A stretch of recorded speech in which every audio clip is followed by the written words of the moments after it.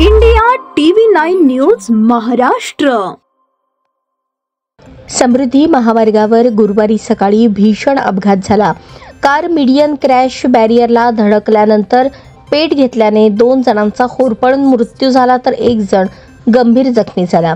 हा अपघात सकाळी 9च्या सुमारास दुसऱ्या बीड टोल नाक्याजवळ घडला। मिळालेल्या माहितीनुसार ही कार मुंबईहून अकोल्याला जात होती। महामार्गावरील चॅनल क्रमांक 318.8 वर चालकाचा कारवरील ताबा सुटला आणि ती थेट मीडियन क्रॅश बॅरियरला धडकली। धडकेनंतर बॅरियरच्या पट्टीशी झालेल्या घर्षणामुळे कारने त्वरित पेट घेतला। त्यामुळे कारमधील गणेश टेकाळे आणि राजू जयस्वाल यांचा होरपळून मृत्यू झाला। या अपघातात कार चालक अभिजित चव्हाण गंभीर जखमी झाला असून त्यांना तातडीने बीबी ग्रामीण रुग्णालयात दाखल करण्यात आले आहे।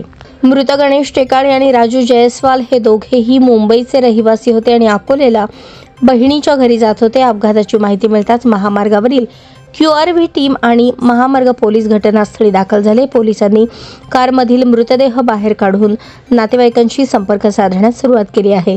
समृद्धी महामार्गावर या अपघातामुळे काही काळ वाहतूक विस्कळीत झाली होती। महामार्ग पोलिसांनी तातडीने मदत कार्य राबवून परिस्थिती नियंत्रणात आणली। अपघाताची नोंद पोलिसात झाली असून अधिक तपास सुरू आहे।